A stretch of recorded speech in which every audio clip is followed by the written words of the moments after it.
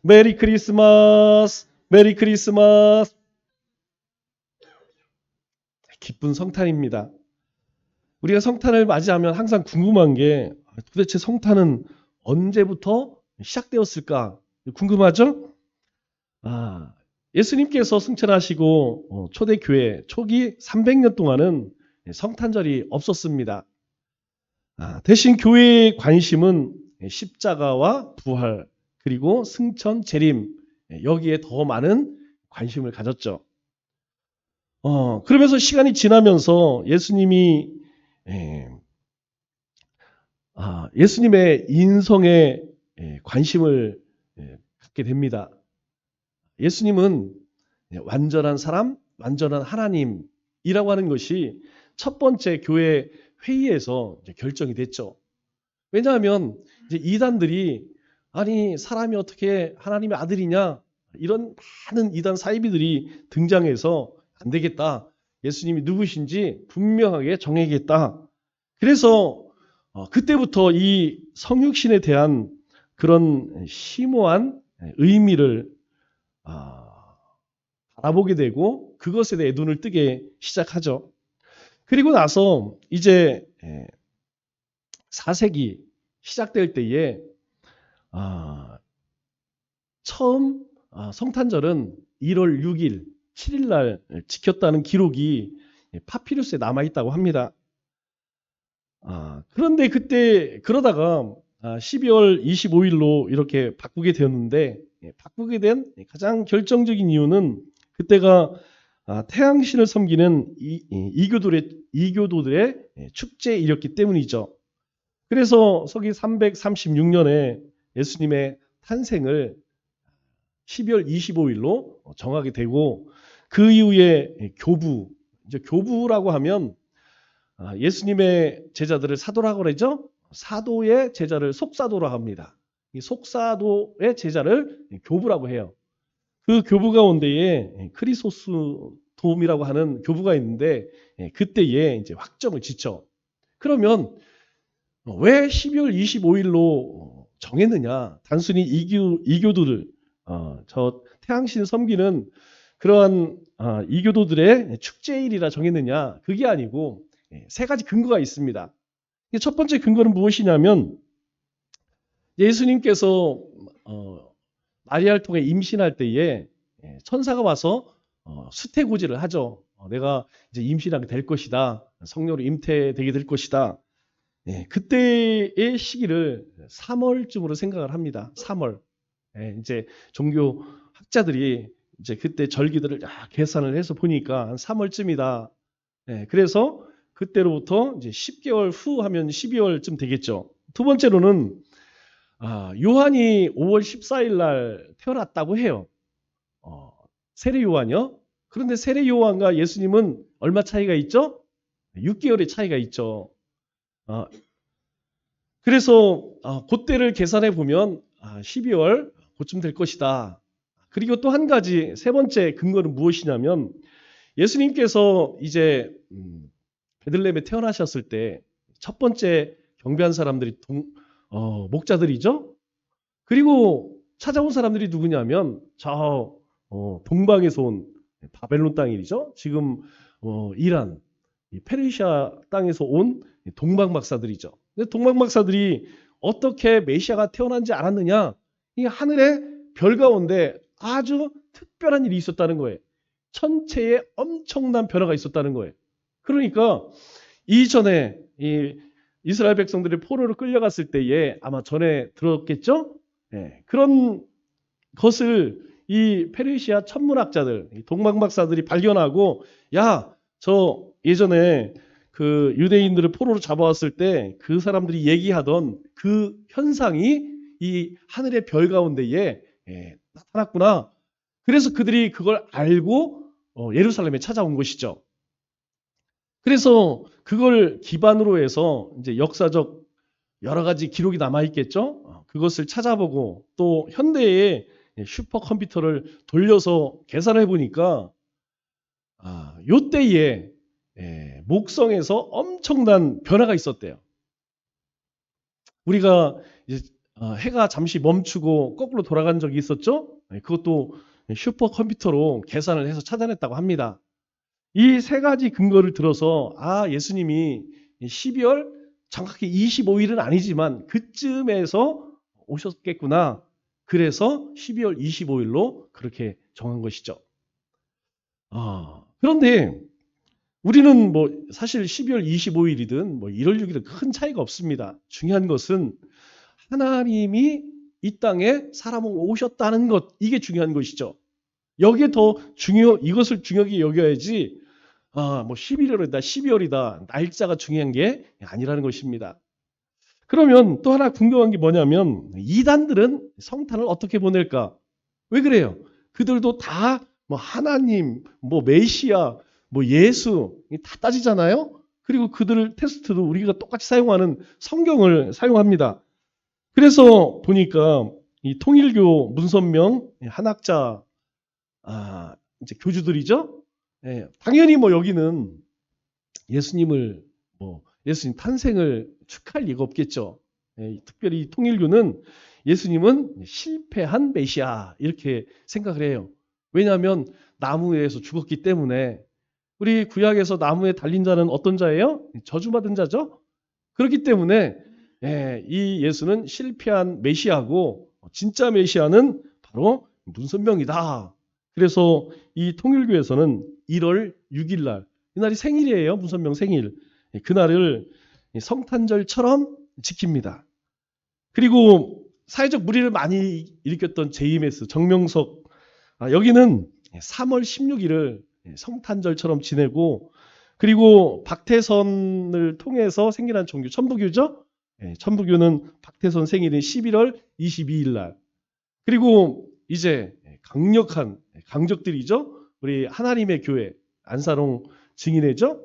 이 하나님의 교회는 그 교주 안사롱이의 생일 12월 1일 날을 지킨다고 합니다.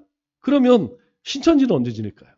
신천지는 12월 25일이 이 신천지 최대 전도일이래요.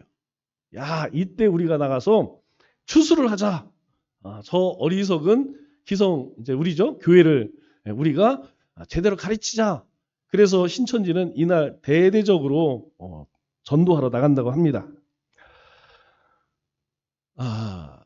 네팔의 한 대학교에서 한 현지 호텔 직원들 대상으로 다음과 같은 실험을 했다고 해요. 첫 번째 직원에게는 매일 감사일기를 쓰게 했습니다.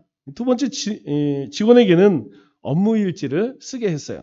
그리고 세 번째 직원에게는 아무런 요청도 하지 않았습니다. 이제 한 달이 지나고 각 대상들에게 이제 업무 평가를 하게 되었습니다. 그런데 이 업무일지를 쓴 두 번째 직원하고 아무 일도 시키지 않은 세 번째 직원은 큰 차이가 없었어요. 그런데 감사일기를 쓴 직원은 업무 효율이 2배로 높아졌다고 합니다. 뿐만 아니라 일에 대한 만족, 이것도 높아지고 또 일에 대한 스트레스도 굉장히 낮아졌다고 그래요. 아마 감사일기를 통해서 자기가 하는 일에 의미를 부여했기 때문이 아닌가, 그런 생각이 들죠. 더욱 놀라운 것은 이 실험이 끝나고 감사일기를 더 이상 쓰지 않았음에도 그 효과가 몇 달 동안 계속 지속되었다고 그래요. 이것을 보면 사람이 이 감사한다는 것, 감사함의 삶을 사는 것은 그 영과 육을 치유하는 놀라운 효과가 있다는 것을 알게 됩니다. 여러분, 어떤 사람이 감사할까요? 막 짜증내고 신경질 내고 불평불만하는 사람이 감사할 수 있을까요? 아닙니다. 아주 작은 것도 고맙게 여기는 그런 긍정적인 마음을 가졌을 때 우리는 아주 작은 일에도 감사할 수 있어요. 여러분, 감사하면 내 마음이 기뻐. 마음이 기쁘면 몸도 건강해집니다. 오늘은 주님이 오신 성탄절이죠. 성탄절의 주일은 당연히 예수님이십니다. 그런데 이 아기 예수님이 이 땅에 오신 날 우리는 충분히 감사를 드리고 있는가 한번 생각해 봐야겠죠. 왜냐하면 우리가 받은 은혜에 감사할 줄 모르고 사는 그런 삶에는 기쁨이 있을까요? 없다는 것이죠. 여러분, 감사하는 삶에는 절대 기쁨이 없습니다. 감사는 우리 인생을 하나님의 선물로 변화시키는 놀라운 능력이 있다는 거예요. 그래서 우리가 다 알다시피 어떻게 감사하라고 그래요? 범사에 감사하라. 이것이 우리를 향한 하나님의 뜻이다 라고 성경은 우리에게 이야기하죠. 뭐 선택적으로 감사하라는 게 아니에요. 범사, 내가 때로는 불행한 일을 맞이해도 아플 때에도 또 고난과 시련이 찾아올 때에도 감사해라. 왜요? 하나님께서 우리와 함께 하시고 또 우리의 길을 인도하시기 때문이라는 것이죠. 예수님이 탄생하셨다라는 것은 엄밀히 말해서 하나님, 즉 세상을 만드신 하나님이 친히 사람으로 이 땅에 오셨다라는 것을 말씀합니다. 예수님과 하나님은 원래 그 본체가 하나이기 때문에 하나님이죠. 오늘 우리 기도를 인도하신 장로님이 기도 내용 가운데에 사실 엄청난 내용들을 말씀하시더라고요. 여러분, 하나님과 예수님은 한 본체예요. 본질상 하나입니다. 그래서 예수님이 태어나셨다라는 것은 하나님이 사람의 몸을 입고 이 땅에 오셨다라는 말과 같은 뜻이에요. 그런데 사람은 하나님이 만드신 피조물입니다. 하나님은 사람을 만드시고 온 우주를 만드신 창조주세요. 창조주가 피조물로 오셨다는 엄청난 사건이죠.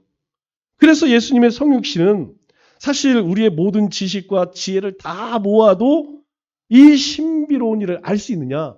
없어요.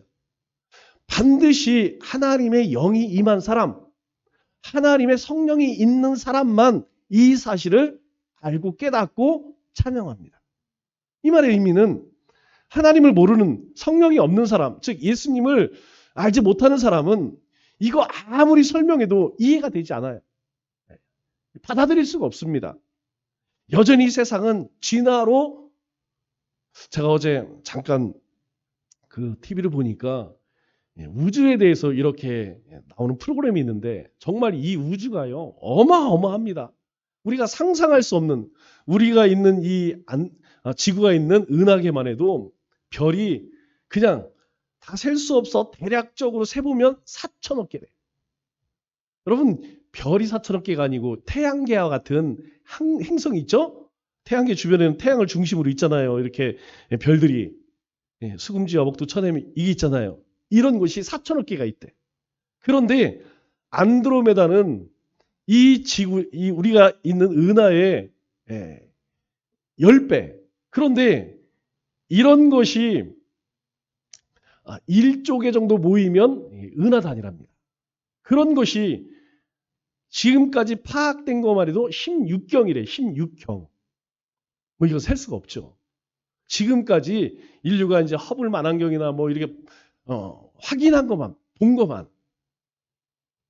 여러분, 이 상상할 수가 없는 것이죠. 이 우주라고 하는 광대함은 그것을 만드신 하나님이 사람으로 오셨대요. 이거 이해가 됩니까? 절대 이해할 수가 없죠. 저는 그런 생각이 들어요. 이 문학적 재능이 아주 탁월한 그런 소문난 사람들이 있죠. 한강 같은 작가들. 그리고 또 영성이 뛰어나다고 하는 영적 지도자들. 그들의 글을, 그들이 쓴 모든 책들, 글을 우리가 예수님의 탄생에 관한 모든 그런 묘사들을 다 읽어보아도 여러분 어떻습니까? 그죠, 그렇습니다. 그렇구나. 아무리 화려한 말로 표현을 하지만 그걸로 다 표현될 수 있을까요? 아닙니다.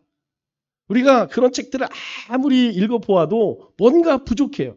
왜냐하면 이것은 말로 표현할 수 없는 일이기 때문이죠. 왜냐하면 성육신은 너무나 신비한 일이라서 우리 인간의 말로 다 표현할 수가 없습니다. 그래서 우리가 할 수 있는 일이 무엇이냐면 바로 감사, 찬송을 이루는 거예요. 우리가 오늘 왜 모여 예배합니까? 우리의 삶으로 표현할 수가 없어요. 우리의 입술로 어떻게 표현할 수가 없습니다. 우리가 할 수 있는 최고의 감사가 무엇이냐? 하나님께 예배드리는 것이죠. 그러면 성경은 예수님이 이 땅에 오심이 우리에게 어떤 의미라고 말씀하는가? 먼저 우리는 21절 말씀을 통하여서 우리의 중보자이신 그리스도를 통해서 하나님 앞에 나아가게 되었다. 이걸 가장 먼저 말씀해요. 오늘 21절 말씀 보니까 아들을 낳으리니 예수라 하라. 예수는 여호수아, 예수와 같은 말이죠. 구원자란 뜻입니다. 이는 그가 자기 백성을 그들의 죄에서 구원할 자 이심이라 이렇게 말씀하고 있어요. 우리가 하나님에 대해서 무엇을 알든 그것은 예수님을 통해서 아는 것입니다. 하나님께 우리가 무엇을 받든 그것은 예수님을 통해서 받게 된 것이라는 것이죠. 그리스도의 이름으로, 그리스도를 통해서라는 말은 바로 중보의 뜻을 가지고 있죠. 우리가 하나님 앞에 나아갈 수 있는 존재였나요? 아닙니다. 성경은 분명히 이야기해요. 그들의 죄에서. 모든 사람은요, 날 때부터 가지고 있는 죄성이 있어요. 그리고 일평생 그 죄 가운데 살아갑니다. 들통나면 감옥에 가는 것이고 들통 안 나면 가는 것이죠. 모든 사람들은요, 그렇게 살아갑니다. 죽을 때까지 죄를 먹고 마시면서 그렇게 살아간다는 것이죠. 그래서 이 모든 세대의 모든 교회에서 그리스도인들이 지켜온 한 가지 근본적인 확신이 있습니다.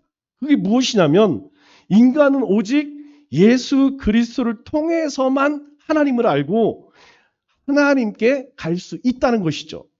그 말씀이 바로 오늘 21절 말씀이에요. 보세요. 자기 백성을, 여러분 자기 백성이라는 것은 하나님이 택하신 백성을 이야기합니다. 그런데 그들이 이 세상에 옴으로 죄 가운데 살아가요. 그런데 하나님은 그들을 구원하셔야 했습니다. 그래서 예수님을 보내셨다는 것이죠. 여러분 구원받는 데에 다른 것이 필요하지 않습니다. 우리가 어떤 많은 봉사를 하고 헌금을 많이 하고 어떤 노고와 수고를 많이 하는 것, 여러분 그것으로 구원받는 거 아니에요. 성경은 우리에게 오직 주 예수를 믿으라. 그리하면 너와 내 집이 구원을 얻으리라. 그를 영접하는 자, 예수님을 영접하는 자 하나님의 자녀가 되는 권세를 준다. 우리에게 말씀하고 있어요. 오직 예수님을 통해서만 우리가 하나님께 갈 수 있다는 것이죠. 여기 예수라는 단어에 하나님과의 관계에 꼭 필요한 뭔가가 담겨 있다는 것이죠. 그게 뭡니까? 장벽입니까? 아닙니다. 예수님의 이름에는 장벽이 아니라 열린 길이 있다는 거예요. 우리 예수님께서 자신을 소개할 때 뭐라고 이야기해요? 나는 길이요, 진리요, 생명이다. 여러분 이 세상에 어떤 종교의 교주가 그런 이야기 한 사람이 있을까요? 공자맹자, 마흐메트 아니면 저 힌두교회 여러분 그렇게 이야기한 사람 한 명도 없습니다. 이렇게 살아라 저렇게 살아라 참 윤리 도덕적으로 좋은 이야기들은 했지만 내가 바로 길이요 진리요 생명이라고 하신 분은 예수 그리스도밖에 없다는 거예요. 그렇기 때문에 예수님을 통해서만 어떻게 해요? 하나님께 나아갈 수 있다는 것입니다. 예수 그리스도는 다른 방법으로는 도저히 이을 수 없는 간격을 이은 유일한 다리라는 거예요. 예수님이 유일한 다리라는 거예요. 죄로 인하여서 우리와 하나님은 이제 멀어지게 되었습니다. 우리 사이에 간격이 있다는 거예요. 죄라고 하는 간격이 있다는 거예요.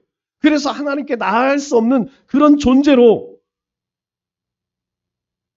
우리가 이 땅 가운데 살아가지만 주님이 오심으로 인하여서 이것을 이어지는 중보자가 되셨다는 거예요. 이 간격이 얼마나 넓은지 알아야만 우리는 비로소 우리 자신이 얼마나 무능력하고 무지하고 무력함을 알게 되는 것이죠. 여러분 세상 사람들 보세요.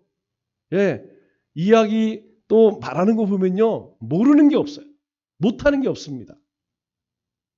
못하는 게 없어요. 모르는 게 없어요. 그러나 우리는 어떻습니까? 이 예수님을 알기에 예수님을 통하여 하나님 앞에 살아가기 때문에 내가 어떤 존재인지 알아요. 우리같이 어리석고 미련한 우리처럼 아무것도 할 수 없는 존재라는 것. 여러분 바로 우리 주님을 통해서 알게 된 것이죠.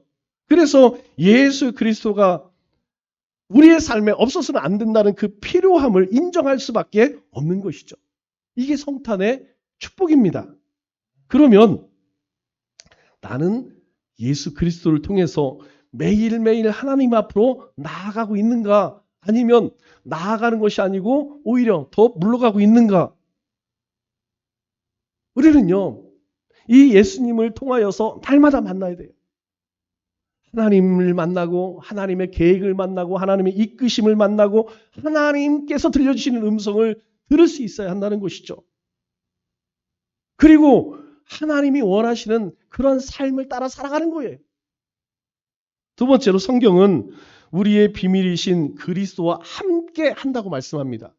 우리 23절 말씀을 보니까 이렇게 이야기하죠.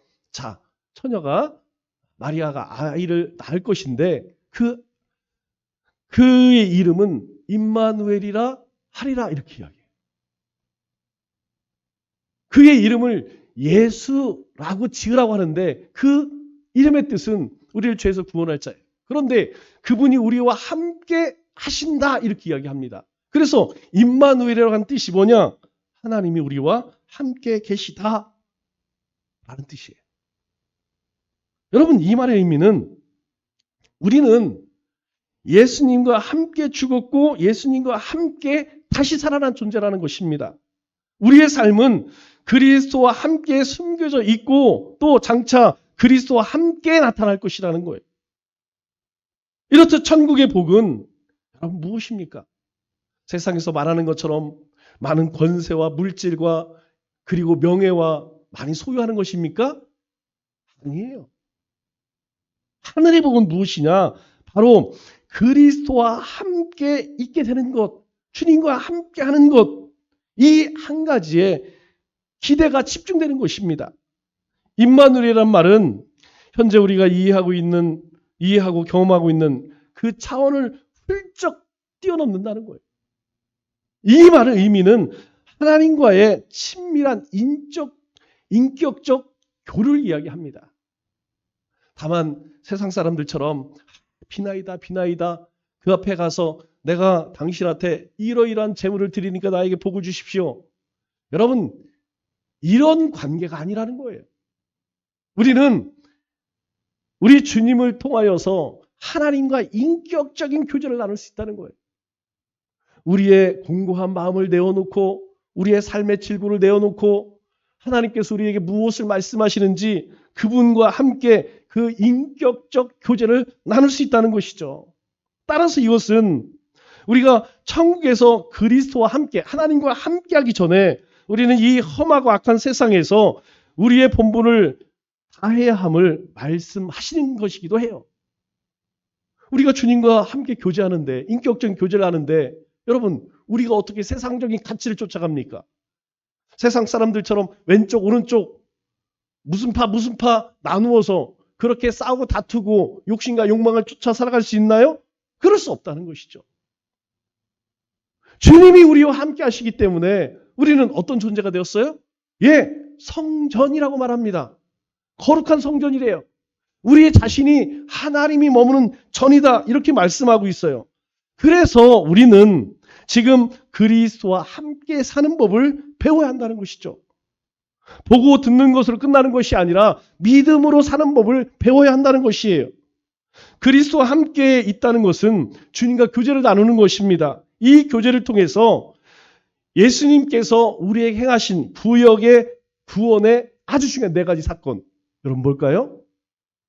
여러분 구원의 4가지 사건은 예수님의 죽으심과 부활과 승천과 재림. 여기에 동참하는 것이에요. 이미 우리는 이 3가지 죽음과 부활과 승천. 여러분 승천은 주님께서 다시 하나님의 자리에 올라가는 것을 이야기합니다. 그래서 우리는 승귀라고도 하죠. 하나님의 영광을 다시 회복하셨다는 거예요. 여러분 우리가 그리스도인으로 산다는 것, 주님과 함께 살아간다는 것은 그겁니다. 매일 내가 죽는 거예요. 그리고 주님이 지신 십자가를 지고 쫓는 것입니다. 그리고 하나님의 영광을 우리의 삶을 통하여서 드러내는 것이라는 것이죠. 이제 남은 게 뭡니까? 재림이에요. 언젠가 오실 그 주님을 우리는 기다리며 인내하며 소망하며 살아가는 삶이라는 것이죠. 그런데 이 그리스도의 죽음과 부활과 통치 그리고 이 재림에 동참한다는 말에는 위험이 있다라요. 다시 시작해서 주님과 함께 살아가는 삶에는 굉장한 어려움이 뒤따른다는 거예요. 그게 뭡니까? 첫째, 우리는 새로운 그리스도인의 의로운 통치 아래 살아간다는 거예요. 우리는 그래서 세상에서요, 세상 사람들처럼 그렇게 살아갈 수 없습니다. 악하게 살아갈 수 없다는 거예요. 거짓말하고 속이고 남의 것을 뺏고 이런 삶을 살아갈 수 없다는 거예요. 왜? 주님이 나와 함께 하시기 때문에. 두 번째, 우리에게는 새로운 기준으로 살아간다는 거예요. 우리는 새로운 기준으로 살아간다는 거예요. 즉, 절제와 섬김과 경건함의 삶을 살아간다는 것입니다. 하나님 앞에서의 삶을 살아간다는 것이죠. 그리고 세 번째로는 우리에게는 새로운 관계가 생겼다는 거예요. 그게 뭡니까? 바로 새로운 공동체 안에서 있는 섬김과 사랑이죠. 이 믿음의 공동체를 이야기해요. 그러면 우리는 이 임마누엘 주님과 함께 동행하는 삶을 살고 있나 한번 들여다봐야겠죠. 여러분, 혼자 살게 되면 가장 힘든 게 무엇인지 아세요? 예, 외롭습니다. 혼자 살면 외로워요. 외로울 뿐만 아니라 두렵기도 합니다. 그러다 보니까 인생이 자칫 많은 시험과 유혹에 헤맬 수가 있어요. 여러분, 우리가 주님과 동행하는 삶을 살지 않으면 곤고한 인생, 두려운 인생, 헤매는 인생을 살 수밖에 없어요. 주님과 함께하면 우리가 세상 것은 많이 갖지 않는다 할지라도 하나님이 주시는 평강을 누릴 수 있다는 거예요. 하나님이 주시는 기쁨을 누릴 수 있다라고 성경은 우리에게 말씀합니다. 그러므로 우리는 우리의 생명이신 그리스도 안에 살아가야 합니다. 우리 22절 말씀을 보면 이렇게 이야기하죠. 이 모든 일들이 된 것은, 즉 주님이 사람으로 이 땅에 온 것은 여러분 어느 날 갑자기 오신 것이 아니래요. 주께서 선제로 하신 말씀을 이루려 하심이라.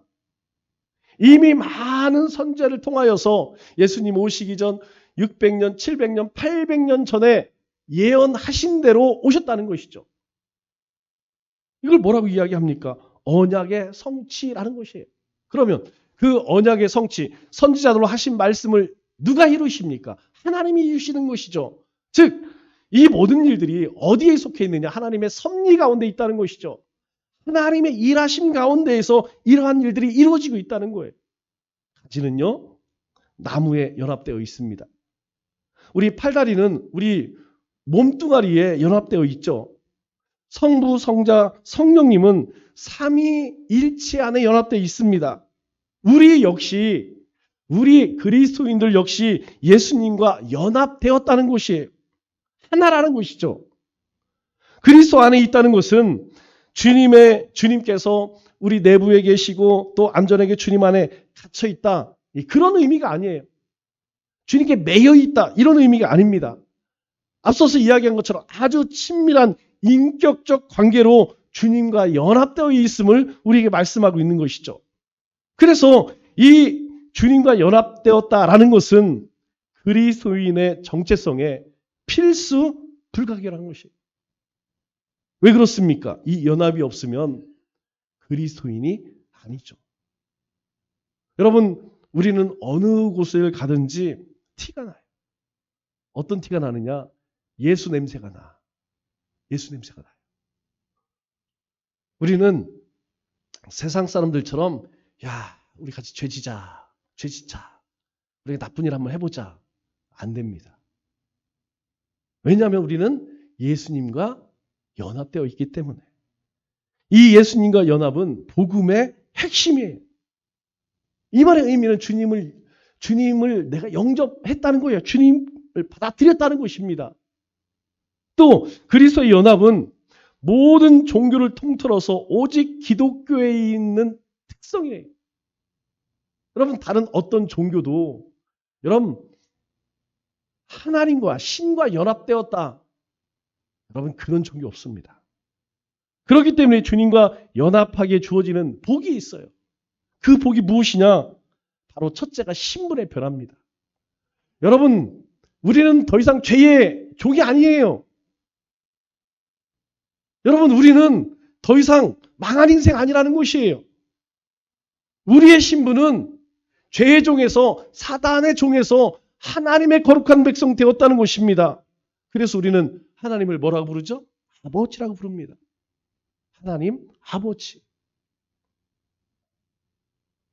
여러분 세상을 만드신 하나님, 이 광활한 우리 머리로는 계산할 수 없는 온 세상을 만드신 그분을 우리는 아버지라고 불러요.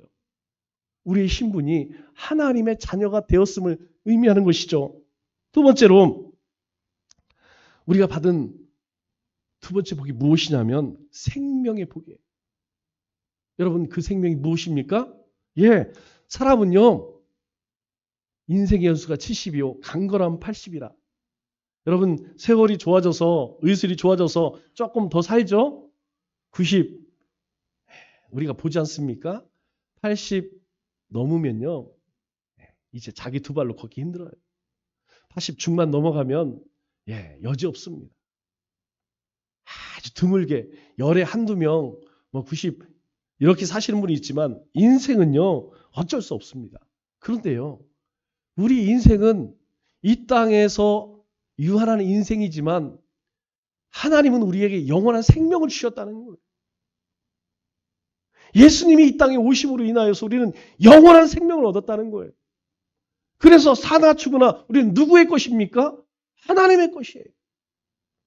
예수님께서 이 땅에 오심으로 우리는 살아서는 하나님께 영광 돌리는 것이고 이 땅을 떠나면 그 하나님의 나라에서 영원토록 영생복락 누리는 것이에요. 이건 하나님의 약속입니다. 이 세상을 만드시고 우리를 구원하신 하나님이 나에게 주신 약속이라는 거예요. 마지막으로 공동체의 복이죠. 여러분 우리가 함께 모여서 이렇게 예배드릴 수 있는 것 주님 안에서 가족되게 하셨다는 것. 우리 지체라는 거예요. 사도 바울이 우리 지체를 위해서 어떻게 말합니까? 서로 사랑하라. 수도 없이 이야기합니다. 우리의 가족은요. 우리 아내 남편 그리고 자녀 여러분 그밖에 없어요. 그러나 하나님은 우리에게 새로운 거룩한 가족을 주셨습니다. 그렇기 때문에 그리스도의 연합은 살아있는 하나님의 말씀의 체험이라는 것입니다. 뿐만 아니라 하나님과 동행하는 삶을 가능케 한다는 것이죠. 어떻게 주님과 함께 동행하는 삶을 살아요? 주님과 연합되어졌기 때문에. 그래서 우리는 우리의 모본이신 예수님처럼 살아야 합니다. 겸손과 온유, 희생적인 섬김, 보복 없는 용서, 그리고 믿음과 순종. 이것이야말로 우리가 본받아야 할 베들레헴에서 나신 예수님의 삶이죠. 또한 우리는 우리의 목표이신 그리스도를 향해 나아가야 합니다. 우리 빌립보서 3장 14절 말씀을 보니까 뭐라고 이야기해요? 사도 바울이 고백합니다. 표대를 향하여 그리스도 안에서 하나님이 위해서 부르신 부르심의 상을 위해 달려가노라. 우리에게는 분명한 표대가 있다는 것이죠. 그렇기 때문에 그리스도로 산다는 것은 그리스도를 향해 달려가는 삶이라는 것입니다. 이는 날마다 주님의 얼굴을 구하고 내 삶의 모든 일들을 주님께 가져가는 훈련과 다름이 없다는 것이죠. 그게 뭡니까? 바로 자기 부인과 자기 십자가예요. 주님이 우리에게 말씀하시죠? 나를 따르려거든. 자기를 부인하고 자기 십자가를 치는 것. 어떻게 가능합니까? 주님과 같이 주님처럼 주님을 향해 달려갈 때 가능하다는 것이죠. 이것이 성탄이 우리에게 주는 가장 큰 축복이라는 것입니다. 말씀을 뵙겠습니다. 우리는 예수 그리스도 위의 선자들입니다. 그러므로 우리는 그리스도 아래에 살아가야 합니다. 그리스도인은 주님의 발 아래에 앉으며 내 생각과 뜻과 심령과 기준을 주님 아래 두기를 기뻐하고 예수 그리스도의 뜻을 쫓아 살기를 소망하는 자들입니다.